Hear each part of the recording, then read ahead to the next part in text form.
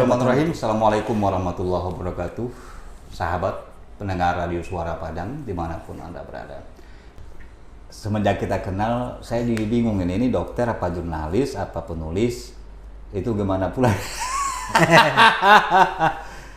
Kalau itu sebenarnya hobi.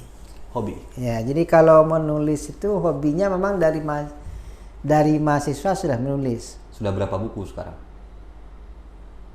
Buku yang sudah terbit karya solo ya. Ya, kira solo ya. 5 karya solo. Ya, sekarang ada satu lagi nih yang mau masuk pencetakan. yang mau masuk yang mau diterbitkan satu lagi ini. Ya, itu kelima-limanya novel. Bukan novel ya. Ada yang Kalau Bukit Gado-Gado kan novel itu kan? bukan itu memoir tuh. Hah? Memoir. Memoir ya. Oh iya iya. Ya, itu kan cerita pribadi tuh. Iya iya. Oh iya.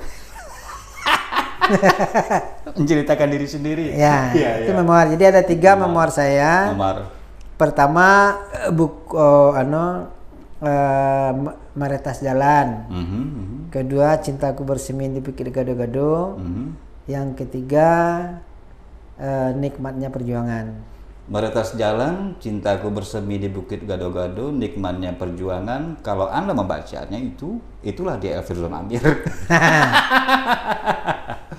Jadi ya kemudian ada buku yang lain yang saya tulis. Yang pertama Catatan Demokrasi di Saku Dokter. Itu agak berbau politik. Ya, itu berbau politik. Jadi itu tulisan-tulisan yang ada yang sering yang kirim ke koran. Itu ada berbagai koran, dia ada Singgalang, ada Haluan, ada koran-koran lain kan yang kita kirim. Dibukukan.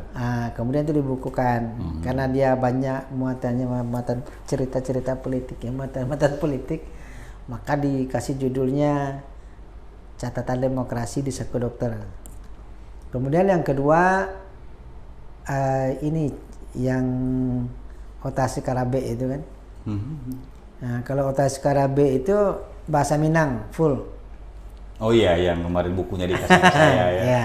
Ya. Buku bahasa Minang full itu. Dan beberapanya jadi referensi loh. Kebetulan saya punya program itu. Jadi itu tuh sejenis otalapau. Betul. Memang yang saya tuangkan dalam buku dalam bentuk tulisan. Dan temanya itu memang tema-tema yang aktual pada saat itu. Iya, iya. Istilahnya mengakar lah. Ya, yang pada saat itu apa tema aktual itu pada saat menulis yang itu kan buku yang pertama tuh rencananya nanti akan terbit Otak Karabe. Ya. Jilid. Yang kedua, seri yang kedua, yang ketiga. Nah, sekarang udah beberapa tulisan juga yang kita kumpulkan, yang kita tulis. Itu nanti akan jadi Otak Karabe seri berikutnya. Jadi itu kita ambil dari hal-hal yang up to date pada hari itu, kemudian ditulis dalam bentuk otalapau. Baik, Pak Dokter, kita kembali kepada profesi. Jenjang karir yang dimulai dari Pasaman ya, bisa dikatakan begitu. Ya. Ya, di dunia kesehatan sampai memimpin rumah sakit Pasaman. Itu boleh kita tahu itu Pak, apa yang melatar belakangi Anda itu kok dipercaya gitu? Padahal orangnya kecil aja nih.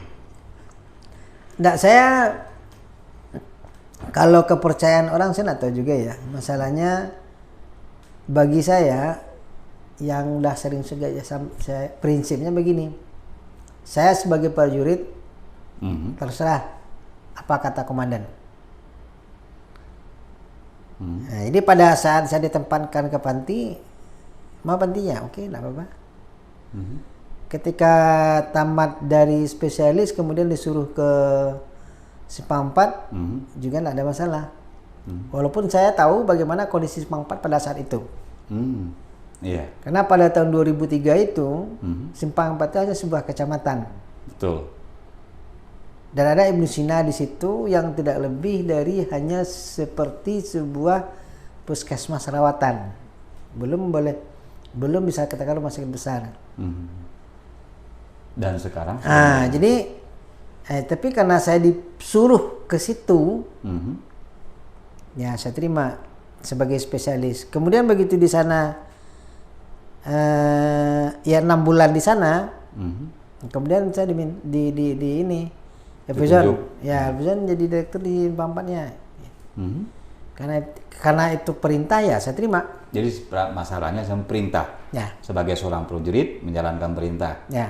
yang ditugaskan oleh induknya yayasan Oleh rumah sakit komandannya kan. komandannya rumah sakit. Tiarap kata komandan tiarap. Tapi kalau komandan mau nyuruh kita lari gitu ya kan, lari kita. Tetapi ini bukan kata Pak Elvizon, ini kata orang. Ah, Itu Anda itu termasuk pemimpin berdarah dingin tuh. Apa? Bertangan dingin. Anda tahu juga. Nah ini ya boleh dong. Ya apa sih rahasianya tuh?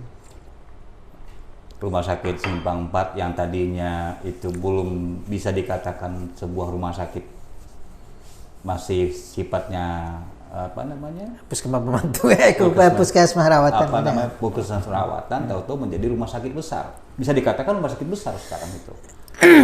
Apa yang resepnya lah katakan gitu.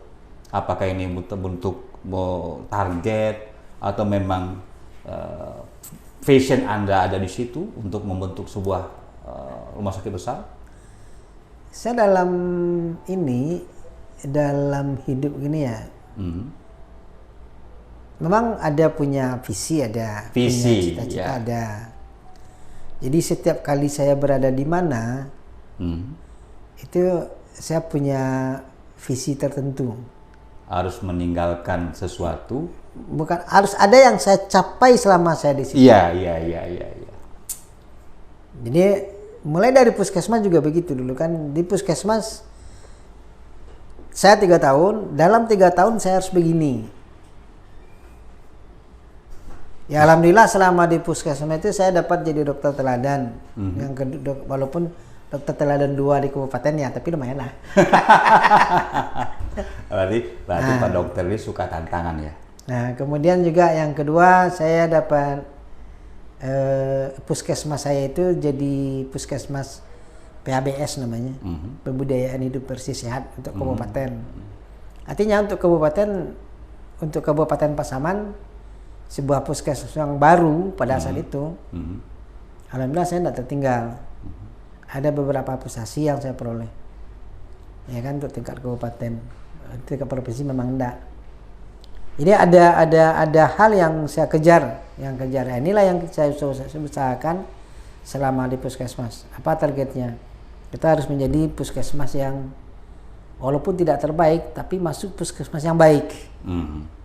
Ya, minimal dalam ada peningkatan. Ya minimal dalam 3 besar kita peroleh. Ya. Nah itu ininya. Pernah bayi saya di sana juga pernah, walaupun puskesmas baru di daerah terisolir, tapi saya pernah dapat juara bayi sehat dari Sungai Aur untuk Kabupaten Pasaman sebagai utusan untuk ke Sumatera Barat. Masya Allah. Jadi memang ada punya visi pertama. Ya, visinya. Visi pertama. Kemudian kerja keras. Nah, ya. Kemudian kita berusaha bagaimana mengejar visi tadi, kan gitu ceritanya. Katanya ada yang bilang begini Pak Dokter. Dokter Elvizon Amir itu salah satu kesuksesannya di Simpang 4 membawa dia ke Padang, memimpin rumah sakit besar yang dimiliki oleh Yarsi di Kota Padang. Itu gimana tuh? Ceritanya. Itu enggak tahu juga saya. Enggak tahu ya? Enggak. Takut narsis ya? Iya, masalahnya ketika ini kan disuruh dipanggil aja kan, panggil Pajan sini. Tiarap. Mulai ya kan. Dia mutasi ke Padang ya. Ya oke, enggak apa-apa. Dimutasi tapi ke lebih yang tinggi. Dari Simpang 4 dimutasi ke Padang. Boleh.